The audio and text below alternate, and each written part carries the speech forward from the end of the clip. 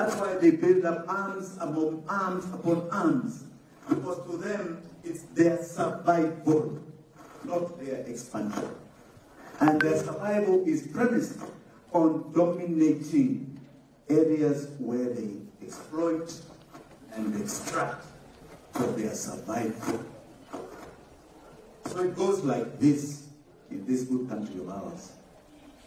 Because those who took up independence, those who took the shackles of power, who broke the shackles of the colonialists, took on a system that they also many times did not understand, and when they did, they didn't mind it, because they thought this is the best way to manage every single one of us. So it goes like this. 60% must remain below the poverty line. All you're looking for is food. If you get a meal per day, you are supposed to be a happy Kenyan. 30% are assigned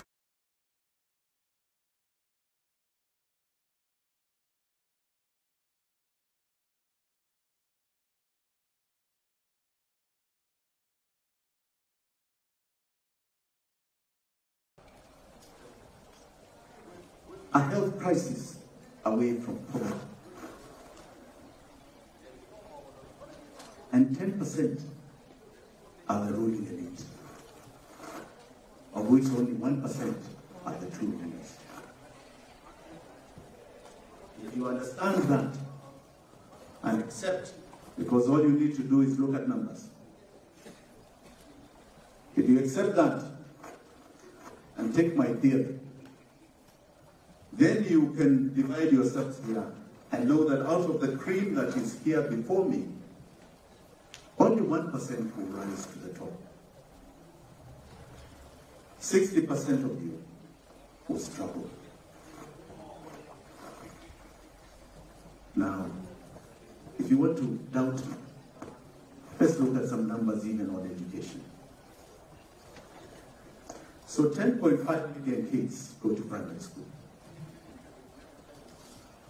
About 3.944 million go to high school.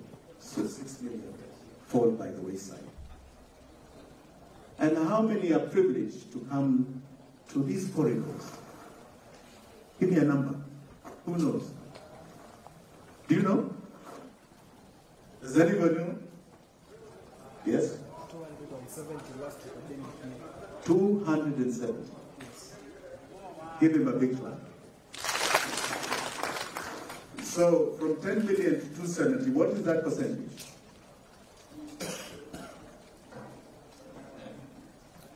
What is that percentage?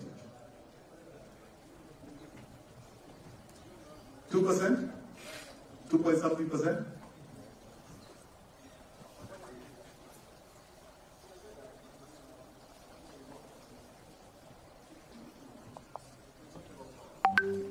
Yeah, 2.7%. Give yourselves a big clap. You are among the 2.7%.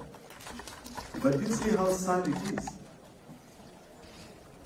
How many of your fellow Kenyans have been shoved aside? And out of you 2.7%, how many of you believe you will get a job? How many?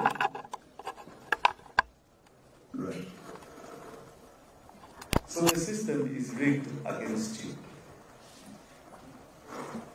You need to accept that, understand that. Because when you do, then you'll understand when we talk about an economic revolution. When we talk about changing the system. Changing what has been implanted in this country and most of Sub-Saharan Africa. It is your revolution. It is the third liberation of this great land of ours. It is the future, your future, and that of your families. This is your time. It's your time to wake up and say, this system doesn't work and we have to change it. And to change it, you need to understand its impact. I have been very specific over the last 2 years of what is our current slavery. And you need to understand it and not get rid of it, because I call it a snake. If you do not cut off the head of this snake, it doesn't matter what theories I give you here. It doesn't matter what business plans I give you here, or great ideas we may have and share. You have a 60% chance of failing. The odds are stacked against you. This snake is very simply this. In order to continue exploiting, extracting, and dominating us, they introduced an amazing weapon called debt. It's an amazing weapon. It takes everything from you. It milks you, sucks you dry. And these people are clever. I have nothing against them, by the way. It's their survival. We have got to start thinking of ours now, right? So we need to get our own plan. So I have nothing against them. We just need to have our own plan. So we thought we fought for independence, and we did. In this country we did. But the reason why, the most basic reason why, not only Kenya, but many African countries got independence, the most basic, I'll tell you, is that it was the end, it was the beginning of what was called the Cold War. And the Western nations that had so dominated our continent were afraid that we'll be liberated by the communist East.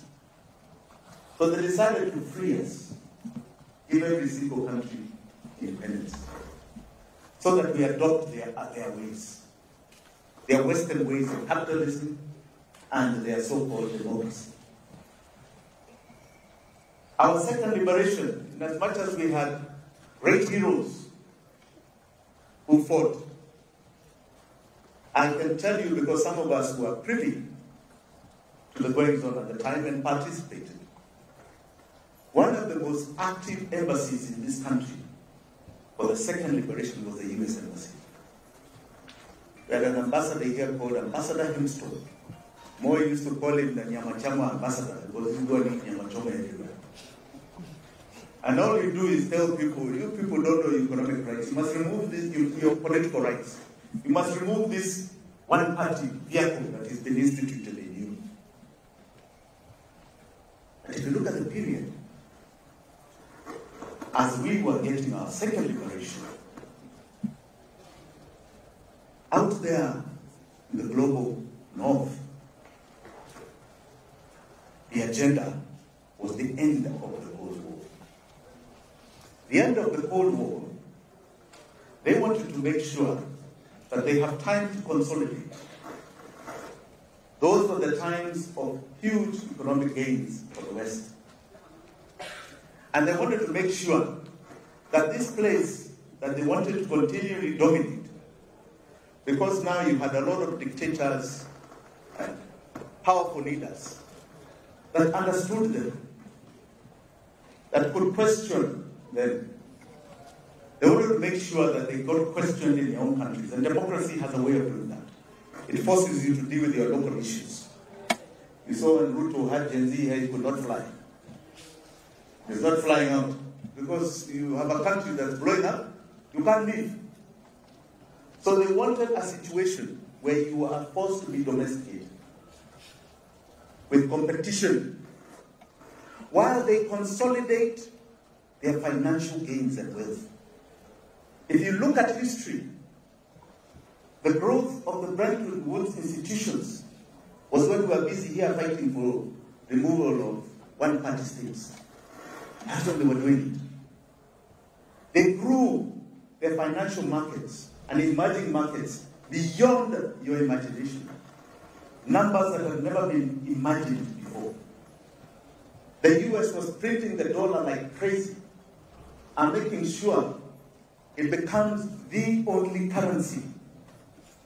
Making sure everything is dollar denominated. Making sure it is the anchor of debt and the capital markets.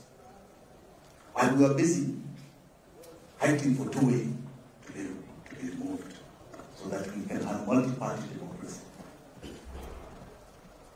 And when they grew, they now came back to offer the olive branch. Comrades, are we together? They came back to start saying, oh, we're going to help you with development.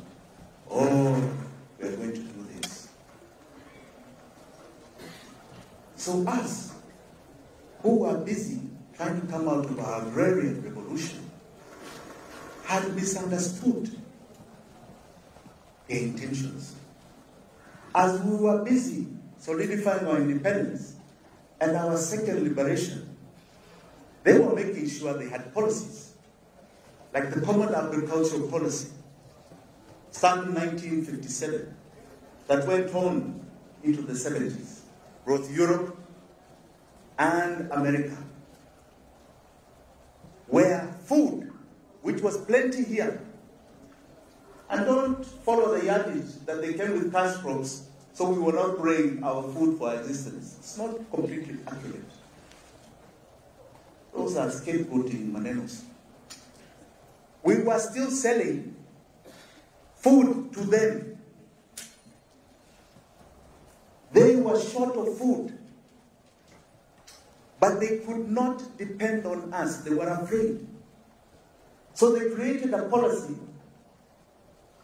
that subsidized their farmer, and it still goes up until today. And took away our competitive edge to sell food. So we are still busy in the agrarian revolution. We can't even feed ourselves now. It's cheaper to bring from them. And they are subsidized. The European farmer, the American farmer is subsidized. You try and do that here. You have kelele beyond your imagination. And just as we were trying to find our way into industry, they come back and tell us now the world is now liberalized. You must remove the tariff barriers to competitive industry, because they had become very strong. We used to have a company here, I like to use it as an example, called JK Industries. A man called Kalinga from Machakos. He had a huge industry making telephones. Those days, if you didn't have your mobile phones, you had those phones you do like this on the wall. And you had these call boxes. And he had gone into that business and was doing very well. They were crushed by liberalization. They made sure that the so-called sub-policies that came in the 80s would open up our markets, remove any tariff barriers to our growth, remove subsidies, and sink us into further poverty. And just as we were finding our feet, they come back with debt. And Moi consumed it. They didn't know how to grow an economy. And this was the beginning of the next phase. So Moi leaves the country in 2002, just to cut a story short. And in 2002, Kibaki takes over and finds a GDP of -1. First ever in our history, and I think the only time we ever had a negative growth rate. And Kibaki finds 170 billion was our tax collections. And Kibaki says, this is all just mediocre business here. He tells IMF, I don't want your money. I don't need it. Get out of the office. Get out of the treasury. Just go back, go away, I don't need you. He tells the domestic banks, I don't need your money. Don't try and give me theories of money supply here. I don't need you. Yeah, go and look for 190 to loan them money. Interest rates came down to 3%. Can you imagine that? So Boga will take 1 million shillings and pay 30,000 shillings interest there. How many of you can do that? And take note, it was without security. And in 10 years, Mwai Kibaki grew tax revenue from 170 billion to 1 trillion. Give that man a try.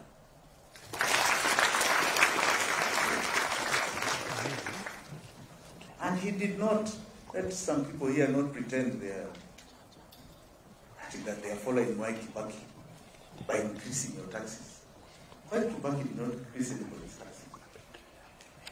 He did not come back with punitive finance laws and bills. All he did was remove barriers to our growth, so that more people were earning an income. That's all. We had one TV and radio station. He said, what is that nonsense? Open it up. And it was opened up. And marketers could market a product in vernacular. Radio stations were earning incomes that they had never seen. The mobile phone grew under Mwai Kibaki. He had next to nothing. He found, I think under Moi, because Moi had rescheduled his debt in the Paris Club conferences of 1995. He rescheduled his debt. Just under 30% of the tax revenue was going to debt. Mwai Kibaki, by the time he left, 18% was going to debt. And his intention was to bring it down to 13%. So he had a lot of revenue for government to function and to be the stimulus and catalyst to our economic emancipation. Any money he took or borrowed was very soft money. The Chinese came in a big way at the time, and I can tell you it was very soft money. Some of us were big procurers of that Chinese money. It was very soft. 22 to 32-year money. 2 or 3% interest rates. A lot of it was even written off. Soft. So, here's the people. The government is down here. Development is here. And local money is here. He told people, pay your tax. Domestic money, I don't need it from your banks. Give it to the people. When they grow, they shall give me tax revenue. And with that tax revenue, I shall foster development. I shall do things like infrastructure. Pick up road, southern bypass, all those things. I shall do it. I shall open up highway, roads, water, electricity, whatever the people need in a large scale. But please, give them the money. I will take it from their taxes. Then we get my friend. I say he's my friend because he was my schoolmate from primary school. Uhuru Kenyatta and William Samuel Ruto. And they decided there are too many people in the 60% who are coming out to that 60%. We are becoming the 30%. Kuna watu wengi ambao wako na hela and they don't listen to people. They are too comfortable in their houses. They are questioning things that we do. And this cannot be a way to manage them.